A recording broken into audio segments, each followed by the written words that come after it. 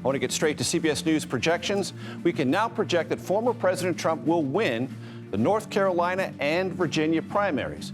President Biden also won Democratic contests in those states. We can also project that President Biden will win Vermont's Democratic primary. Now, as you know, these projections can come in rapidly, and they will be doing so throughout the night. So I will give those updates to you as soon as they come to me.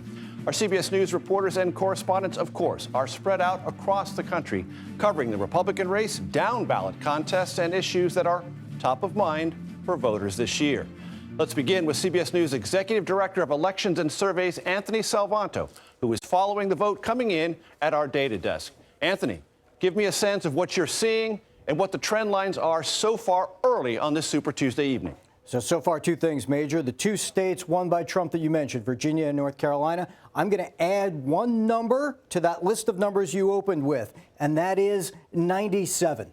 And that is the number of delegates we currently estimate that Nikki Haley needs to pick up tonight in order to stave off elimination, if you will, in order to stop Donald Trump from being able to clinch the nomination when this comes back around next week in Georgia. Donald Trump cannot clinch tonight. We knew that going in.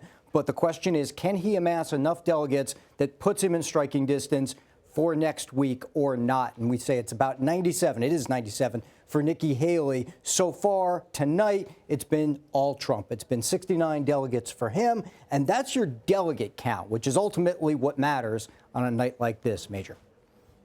And Anthony, I want to ask you about any other trend lines you're seeing, either in exit poll data or early results that suggest any fracturing in the Republican coalition, meaning better performance than expected for Nikki Haley. Yep. I want to show you this. I'll start right here. From North Carolina, take it as a snapshot, okay? Donald Trump dominating with all these demographic groups, men, women, voters under 45, voters over 45, very conservative voters, and then I'm going to circle this one on the list right here, Republicans. Now, why is that important? And he's winning them 81-16 in North Carolina. It's important because when independents have come into these races, when some Democrats have come into these races, they have generally been more towards Nikki Haley. Donald Trump is going to argue, well, wait a second, this is a Republican primary. He is consolidating the Republican base. And sure enough, he is. Nikki Haley will argue that by drawing more independents, by drawing even some crossover Democrats,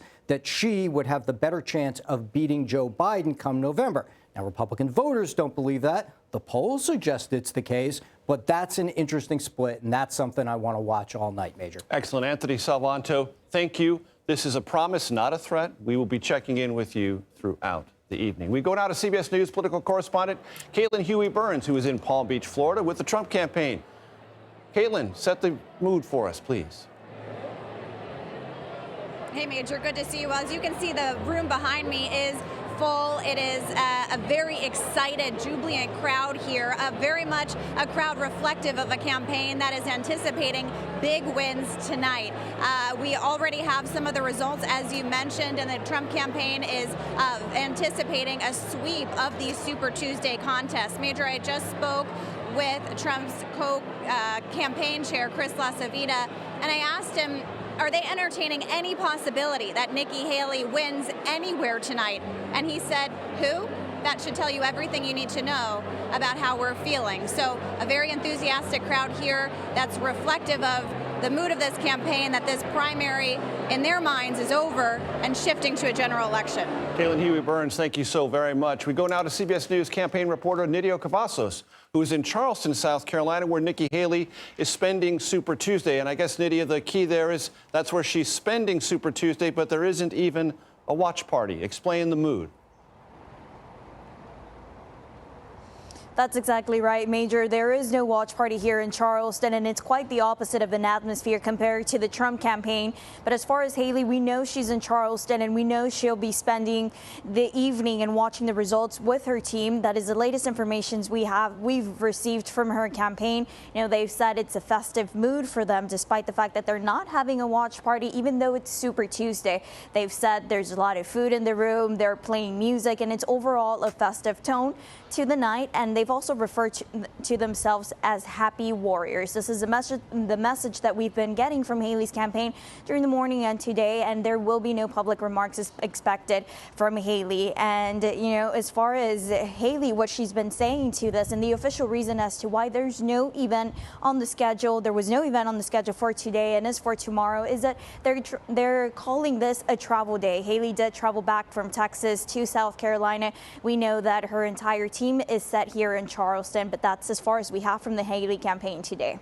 And Nidia, optics matter, and I know they're describing themselves as they must as happy warriors, looking at probably a pretty grim primary map on this Super Tuesday. Do you have any sense from the Haley campaign that this is going to be an ongoing operation, let's say into the weekend or up through the month of March?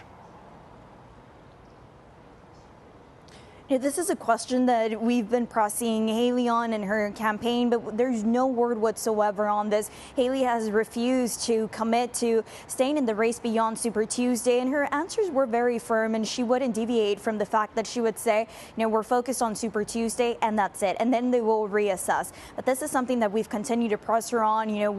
How do you define a successful Super Tuesday? Are there any metrics? But her team and Haley have refused to share any sort of metrics.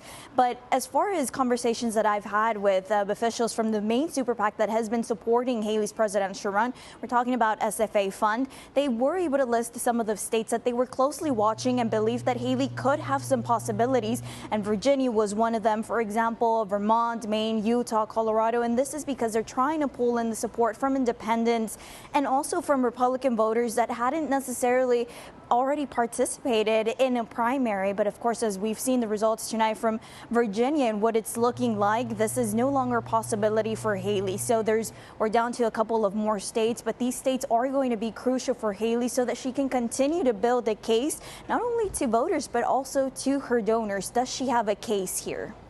Nidia Cavazos in South Carolina, thank you so much. I want to bring in a few of my colleagues, some of the best political correspondents in all of journalism, Nancy Cordes, Robert Costa, and Ed O'Keefe. So, Nancy, you're here with me at the table. I'm so glad about that. It's a comforting thing for me this evening on Super Tuesday. From the Biden re-election campaign's perspective, what is tonight about? Tonight is the launching of the general election campaign. They are looking forward. They are not going to have a night full of suspense. They know how things are going to turn out for the president of the United States. He may not be able to clinch the nomination tonight, but he will do so pretty soon. So they're looking ahead. They're watching, though, what happens with Nikki Haley, not because they're big supporters of Nikki Haley, but because they think that it symbolizes the opposition within the Republican Party and among independents to Donald Trump going forward. If a percentage of those Haley voters end up staying home in November, that could be what Joe Biden needs to win re-election. So they're watching what happens there. But mostly President Biden himself is holed up at the White House working on his State of the Union speech, because that, along with the results tonight, to them really symbolize we're going into high gear here. We are selling this man to the American people in our attempt to win another 4 years. Robert Costa, you have been covering the Trump campaign all of this calendar year and much of last year, and that's taken you to campaign events, but it's also taken you to courtrooms. And that is part of the interesting dynamic for the former president. Not only is he on the path to become the Republican nominee, he is also a criminal defendant, and that's going to become more real and more visible in the not too distant future. Major, good to be with you.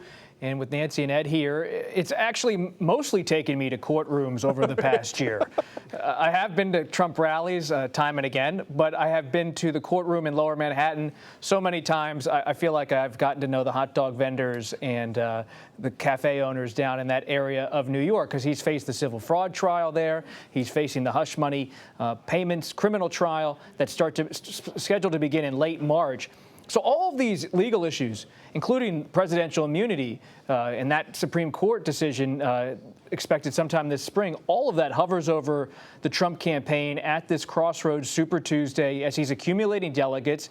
But the question is, how is his time going to be used in the coming months? Usually this is a time where you pivot towards the general election. But what happens starting March 25th. Trump will be required by law to be sitting in a courtroom in Lower Manhattan to talk about hush money payments to a porn star in 2016, or at least face scrutiny about that alleged conduct from that time. And this is something that if you think about the suburban voters in particular, in North Carolina, Haley supporters today, based on our CBS News exit polling, are saying they're wary of Trump as the nominee. They don't know if they could even support him as the nominee.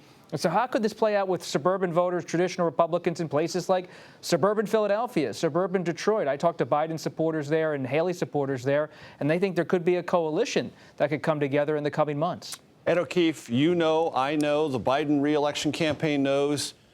The last couple of weeks, despite the protestations from the president, have had some pretty bleak polling numbers. But another thing you know well, probably better than anyone, is Democrats often say polls are one thing, voter behavior is another. And the midterms were a surprising up for Democrats. So with the 2023 elections, how does that factor into the way the Biden reelection campaign assesses tonight and the days to come? You know, as Nancy said, to this campaign, the general election, in essence, begins this week between what happens tonight and what happens Thursday night with the State of the Union. For the last several months, I've said to Biden campaign officials, okay, you keep saying it's early. When does it stop being early? They believe that's still April. So we got one more month of early before things really, they believe, begin to pick up into higher gear and people begin to register that it really is going to be the current and former president facing off again, and people are going to face the choice. And they believe wholeheartedly in Wilmington, Delaware, where the campaign is based, and at the White House, that many Americans have tuned out what the former president has been up to, hear about it tangentially, don't necessarily have it facing them every day in their social media feeds, on television, or however else they interact with information. But it's coming. Hundreds of millions of dollars, part of a $1 billion campaign between the campaign itself and the super PACs who love the president, preparing to unload information on voters in really targeted ways, in ways that we'll never really be able to capture because we aren't necessarily that specific demographic that's being targeted in that specific county and that specific state. But they're prepared to do it, and ultimately they believe, despite this rough polling, they think he'll prevail because, if anything, it'll just be a handful of independents and those double negatives who don't like the former or current president will come around because they believe ultimately the current president's the better option. And Ed O'Keefe, very briefly, on that question of resources and advertising, right now, as it appears, the Biden reelection campaign better positioned than the Trump campaign. Far better, far better. Hundreds of millions of dollars raised. Plans for big fundraisers for the rest of this month, including one in New York with former Presidents Bill Clinton and Barack Obama. That's not only symbolic, but probably going to raise them, you know, somewhere close to 8 figures potentially that night. Ed O'Keefe. As much cash on hand and the disparity growing every month. Nancy Cordes, Ed O'Keefe, Robert Costa, thank you very, very much.